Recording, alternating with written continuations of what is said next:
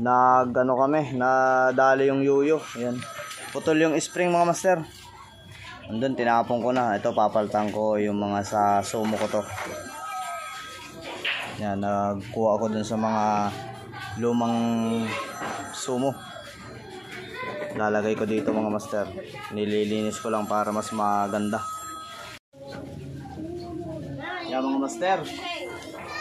Pag kayo naglagay nito ito yung spring ng birahan. Pag naglagay kayo nito, lagyan nyo ng grasa para matagal ang buhay mga master. Itong ano ko na to, nasa mag-ano na to, mag-iisang taon na. Naputol. Nung nataog kasi hindi ko na to chinik up. Hindi ko na nilagyan ng grasa. Hindi ko na siya nilagyan.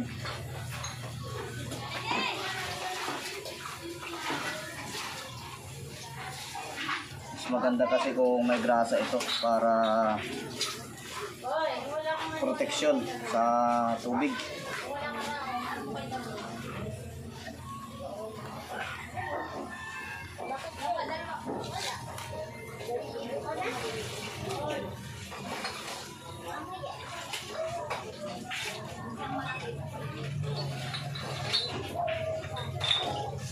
Aray.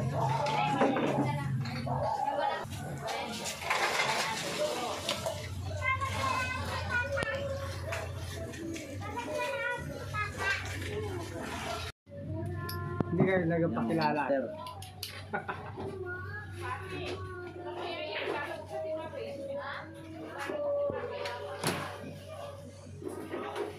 Kaya naglagay lang nito mga master, iikot nyo lang kapag ganyan. Paikot.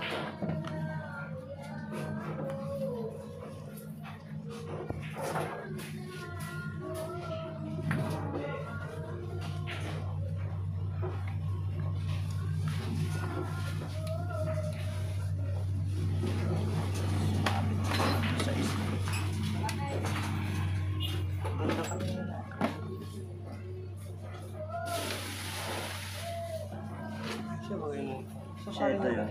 Tumama siguro ito nung nagtaob. Di ba naghila-hila ito ng bangkong isa? Oo. Ay, baon. Bas kasi na yun. Mga master.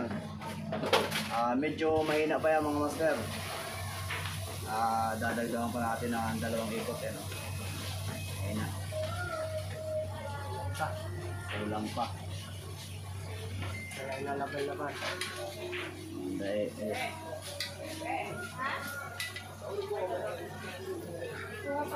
naman. Yan.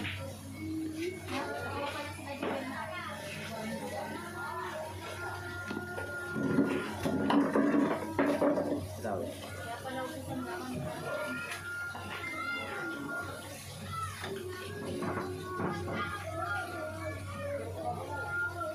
Bale, yung string nito mga master, galing sa lumang makina pa.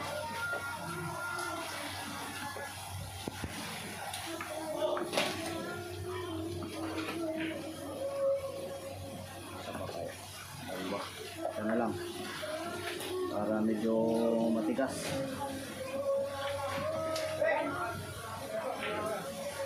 Wala ang hawin. Alin?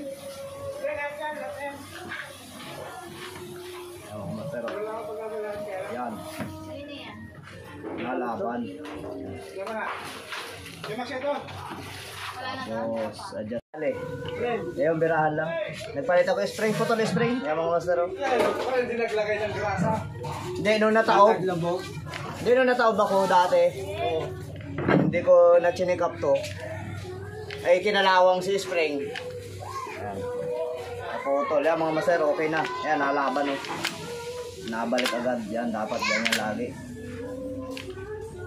Tapos, pag ay na